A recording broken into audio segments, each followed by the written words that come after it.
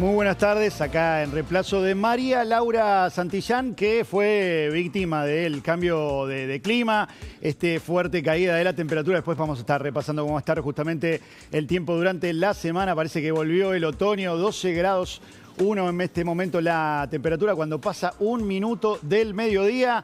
Un lunes revolucionado tanto por la política como por la economía. En un ratito vamos a estar repasando justamente hablando de economía, ¿no? Justamente con Rodrigo Álvarez está aquí con nosotros. En un ratito también con Federico Zapata también repasando todo lo que dejó la elección del día de ayer. Una verdadera sorpresa hasta para el oficialismo. Hoy en Casa Rosada se festeja, vamos allí al encuentro de nuestro móvil, que está justamente en Casa Rosada, hoy siguiendo con atención lo que podía llegar a pasar por el lado del gobierno, si efectivamente se van a concretar los cambios que estaban sobre la mesa. Ahora sí, con Patricia Bullrich, electa finalmente senadora por la ciudad de Buenos Aires. Gran victoria la de Patricia Bullrich, la salida de Petri, que también queda como un eventual candidato firme a la gobernación de la provincia de Mendoza y por supuesto con la salida también de Manuel Adorni. Vamos allá. Bueno, ahí tenemos imágenes justamente de Casa Rosada en este momento. Está tranquilo el clima en Casa Rosada. Probablemente de todo lo que se esperaba no suceda nada, ¿no? Vamos a tener justamente, acá está Claudio Jacqueline con nosotros. Claudio, ¿cómo estás? Buenas tardes. Buenas noches. Ya el presidente dio a entender que hasta el 10 se iba a tomar su tiempo y de hecho volvió a unir... Hasta el 10 de diciembre. Y era lo que él dio a entender. Habrá que ver si las circunstancias obligan a algo antes, pero ayer se volvió a unir al Triángulo de Hierro y dio un gesto muy claro en ese sentido. Los puso a la par a Karina Milei y a Santiago Caputo, con lo cual, de alguna manera dijo, terminadas las internas, veremos si eso puede funcionar. Había mucha demanda de que hubiera cambios en ese sentido, pero anoche la señal fue equipo que gana, equipo que no se toca, y esto parece ser el mensaje del momento. De todas maneras hay cambios obligados. Es poder cerrar la grieta que había entre Santiago Caputo y justamente la secretaria de la presidencia, que en el día de ayer sale revalidada porque se ha cuestionado muchísimo en los últimos meses el armado de Karina y a todo el entorno de Karina. Los propios Menem hoy deben estar también exultantes. Bueno, ayer se la vio a Karina al lado de Martín Menem, se dieron vuelta y se fueron abrazados los dos. Es decir, claramente hubo una reivindicación. Las diferencias no eran diferencias, eran guerras abiertas, sobre todo con el entorno de Karina Milei, porque Santiago Caputo claramente no se enfrentaba directamente con Karina Milei, pero sí cuestionaba duramente a su entorno y su armado político. Bueno, ayer tuvo una reivindicación que excedió probablemente el armado de ella, porque este era un armado que excedía lo que ella había hecho y estaba mucho más vinculado con lo que pasó en las elecciones del 7 de septiembre, pero resultado abrumador de triunfo. Por supuesto que reivindica a todos y pone en otro modo a todo el equipo.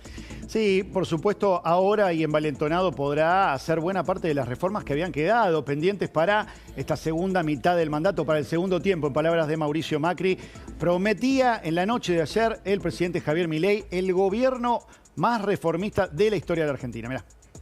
Durante los próximos 2 años tenemos que afianzar el camino reformista que emprendimos para dar vuelta de una vez y para siempre en la historia argentina.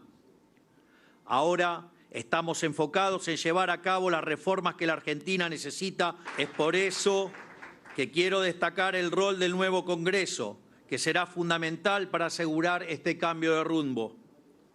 A partir del 10 de diciembre pasamos a contar con 101 diputados en vez de 37.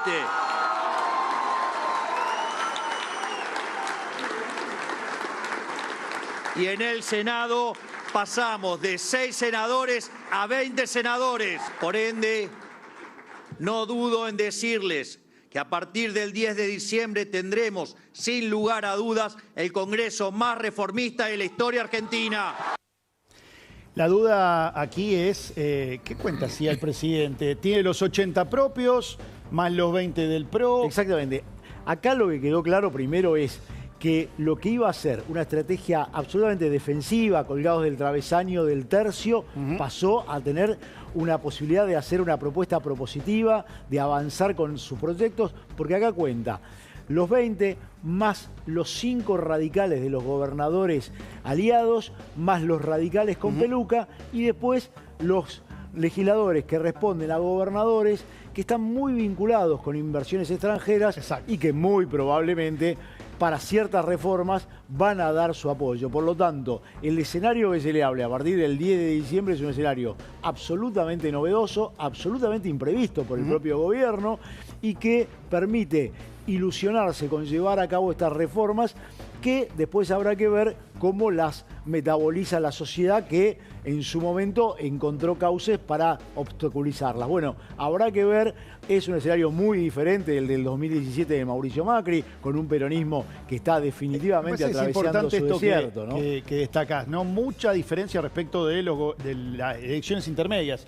Claramente. Mauricio Macri también le había ido muy bien al Colo en la elección intermedia del gobierno de Alberto Fernández. Más o menos sacó los mismos puntos. Exactamente, muy poca diferencia en un contexto donde el oficialismo llegaba dolido. Puede rápidamente dar vuelta a la página y tampoco dormir en lo que tiene que ver con esta reforma. Lo sumo justamente a Federico Zapata, que está con nosotros. Buenas tardes, Fede. Buenas tardes. ¿Cuán rápido tiene que ir a presentar nuevos proyectos? Hay algunos que dicen que la ley bases 2, estará el 15 de diciembre, 5 días después de que juren los nuevos diputados y senadores.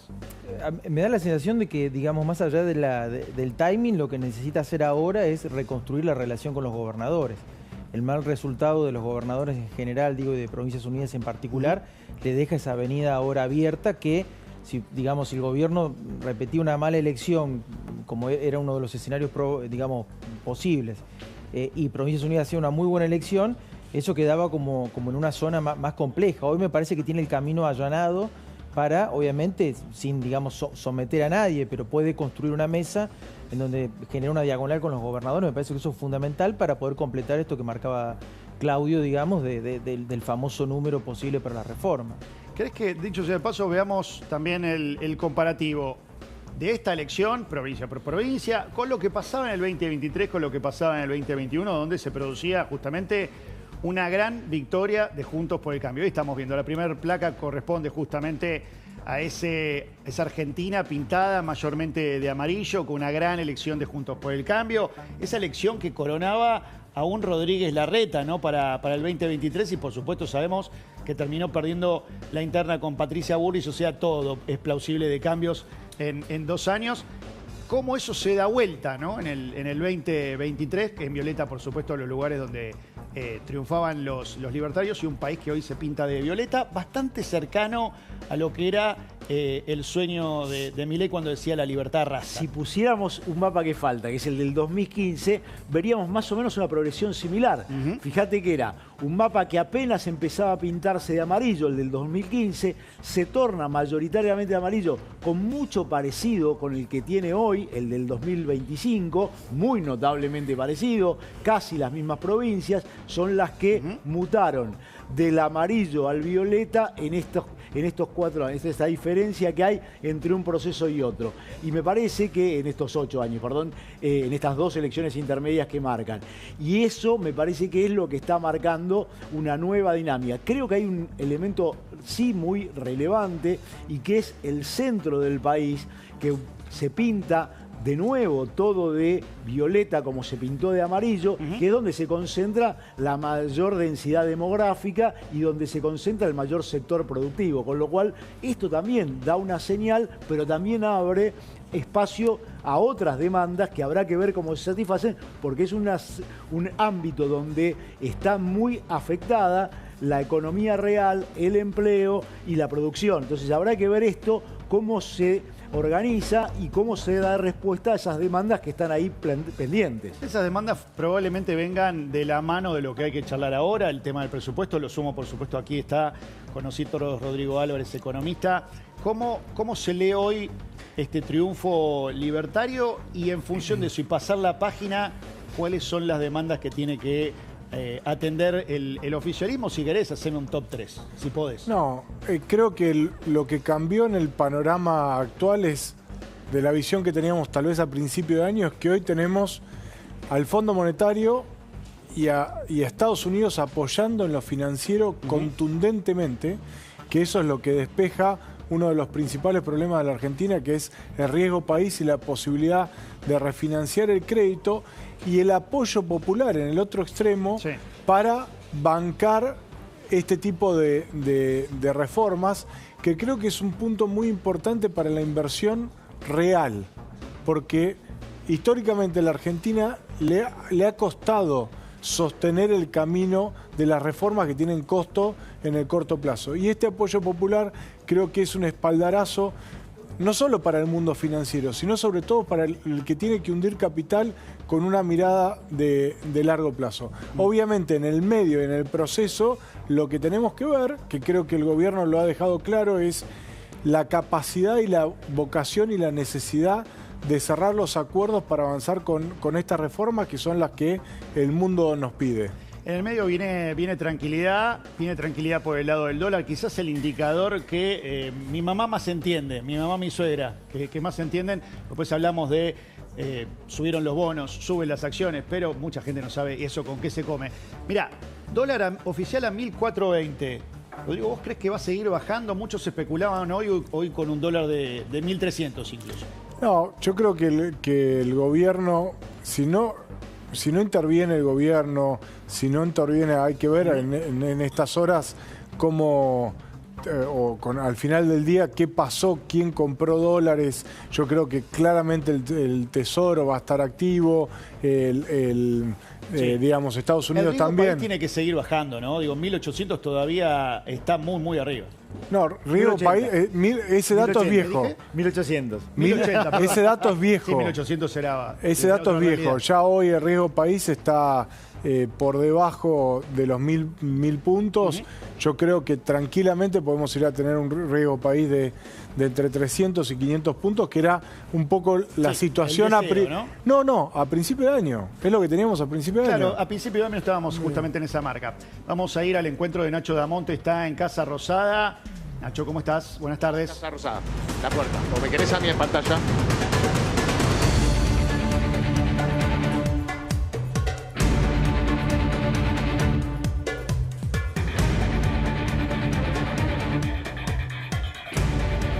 Aire, Casa Rosada, está Manuel Adorni hablando, ¿no? Nacho, ¿nos escuchás? Hola, Max, ¿qué tal? Acá, Nacho, estamos en la pantalla. Te escucho un poco entrecortado, Nacho, sí. Estás viendo en pantalla lo que es el ingreso de los funcionarios. Nosotros estamos trabajando aquí desde muy temprano en la mañana. En estos momentos, Manuel Adorni, dentro de la Casa Rosada. No hay anunciado ningún tipo de actividad del presidente de la Nación. Hasta el momento la jornada de lunes, que bueno, que muy buenas noticias arrojó para el gobierno nacional. Pasó por la entrevista que dio con un canal colega, explicando cómo arrancó la jornada y por supuesto con los ojos puestos en los dólares, Maxi. En estos momentos el dólar aquí en la City porteña, muy cerca donde estamos nosotros, operando casi a 200 pesos menos de lo que arrancó la rueda, lo cual es una gran noticia para el gobierno nacional. Los commodities también volando, el precio de la soja incluso también mostrando un avance positivo para el gobierno nacional. Y mientras tanto, esperando qué es lo que va a suceder en las próximas horas, porque te repito, Casa Rosada no tiene funcionarios. Todo sucede en Bolivia. Claro, te escucho entrecortado, Nacho. Portón Verde es el momento, el lugar más importante ahora, Maxi. Solo quería agregarte ese dato. Perfecto, en un ratito volvemos con vos. Hoy una Casa Rosada, por supuesto, más tranquila, de sencillo. El presidente se acostó ayer tarde y una entrevista a lo que marcaba Nacho hoy temprano. Ayúdame, Claudio, ¿qué votó la gente ayer? Yo creo que hay una combinación de factores que votaron ayer. Uno me parece que estaba muy claro, impulsado por el temor y que caló y dio sentido, hizo sentido esta propuesta de votar contra el kirchnerismo el 7 de septiembre. El 7 de septiembre pareció revitalizar y volver a generar que ese fantasma se encarnara y volviera.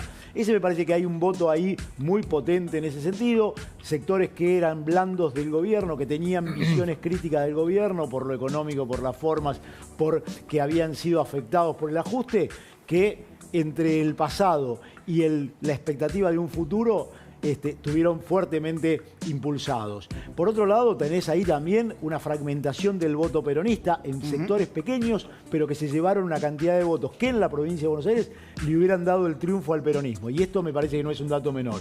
Y en tercer lugar, y muy relevante, y lo acababa de decir Rodrigo, lo que significó la intervención de Trump en el proceso electoral.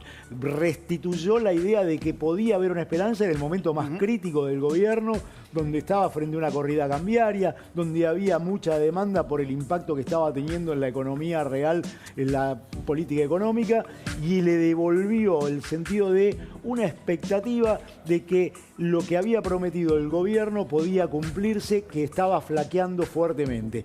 Y esa intervención, lejos de activar algún sentimiento nacionalista, pareció ser casi la ayuda para seguir castigando a la dirigencia política, a la que le tiene desconfianza, a la que no da resultado. Dice, bueno, si viene con el garante de alguien que se dedicó a intervenir y a poner plata acá, a lo mejor esta vez sale. Me parece que esa combinación fue un potente dinamizador del voto al gobierno. Ayer algunos decían en redes, ganó Trump, ¿no? Y el propio Donald Trump decía, ¿no?, que efectivamente había jugado muy fuerte. Esta era justamente la salutación que hacía al presidente Javier Milei tras la victoria en las elecciones de medio término. It was a big win in Argentina. I want to congratulate the victor, and he was a big victor, and he had a lot of help from us. He had a lot of help. I gave him an endorsement, very strong endorsement, and it was really unexpected to have a victory of that. Some people thought it would be hard to win, and not only did he won by a lot. So Argentina, that was a great thing. And I give Scott and I give Jameis and everybody, Marco, a lot of credit for that, because, you know, we are sticking with a lot of the countries in South America. We're focused very much on South America, and we're getting a real strong handle on South America.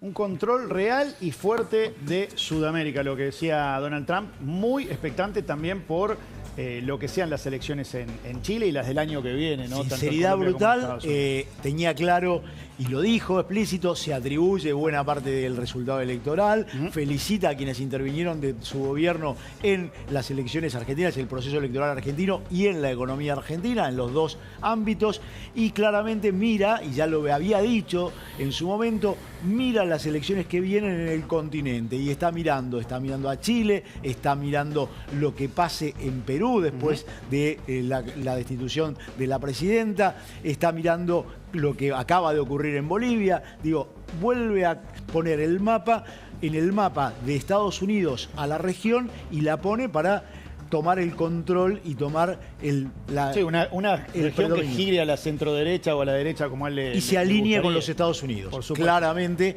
con los Estados Unidos de Donald Trump. Este es el objetivo y esto le ha funcionado y le ha funcionado en la Argentina, déjame decirte, también con una ayuda extraordinaria del peronismo, que lejos de hacer una propuesta, jugó al error rival, presentó una candidatura que lo único que hacía era reforzar la mirada del pasado con un candidato como Jorge Tayana, que era lo más parecido al Luder del 83, que lo único que pretendía es mantener el statu quo y no sacar a la luz que atrás estaban Isabelita o Lorenzo Miguel de aquella época, que en esta época vendrían a ser Máximo, Te me Cristina. pusiste vintage, de golpe se puso todo sepia. Exactamente, claramente. Bueno, había sido la estrategia, bien decías, Claudio, del peronismo durante todo este año, porque fue la estrategia de Santoro de quedarse en el molde cuando parecía que la elección la tenía ganada. Fue la misma estrategia de septiembre, donde terminó dándole el voto justamente al peronismo, marcando los errores en la campaña de los libertarios, y fue la misma estrategia ahora. Nunca cambió nada, nunca puso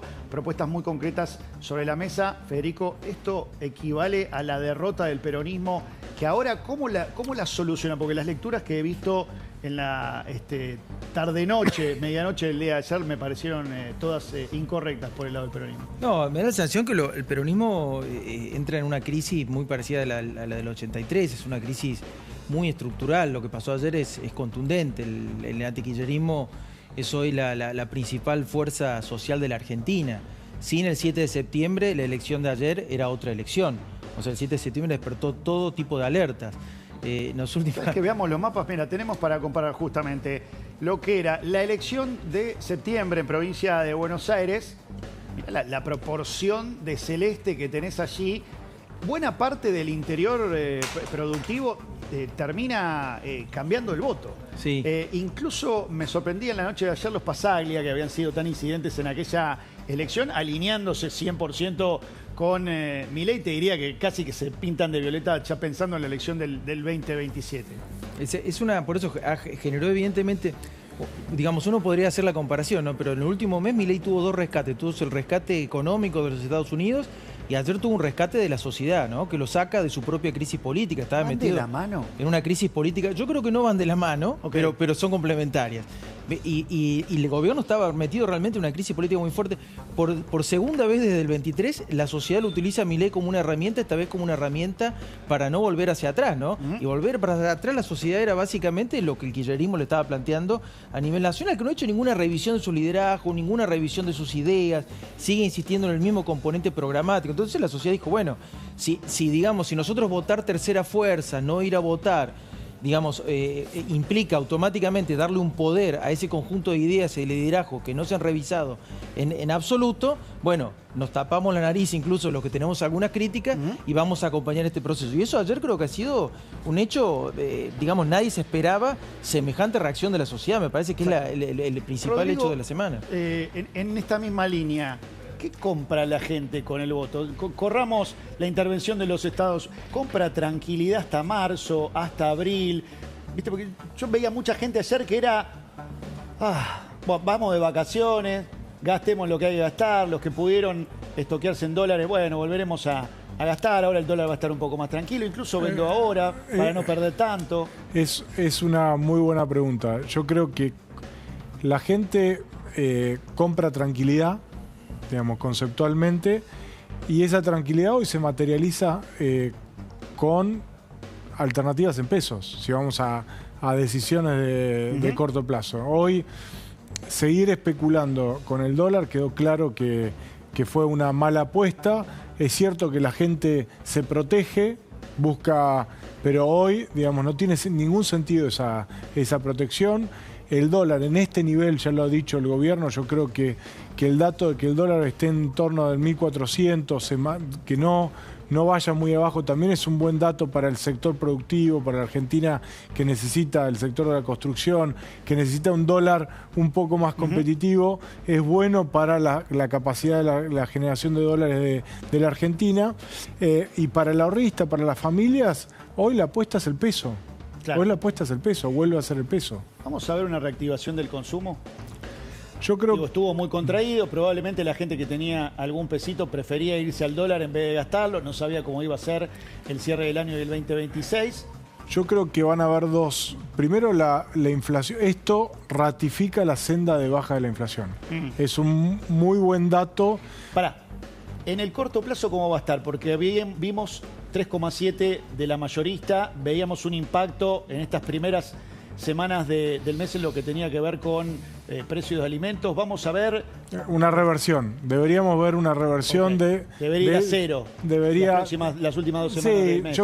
Yo creo que hay una ratificación de que el gobierno puede sostener este nivel de tipo de cambio, que no va a haber presiones adicionales sobre la inflación, que algunos precios que se picaron en las últimas semanas se deberían comprimir. Ese es un buen dato en términos de la inflación y la capacidad de consumo de la familia. El segundo es que se empieza a normalizar el frente financiero. Y eso es clave para el capital de trabajo de las empresas, para la disponibilidad de financiamiento, para el costo del crédito.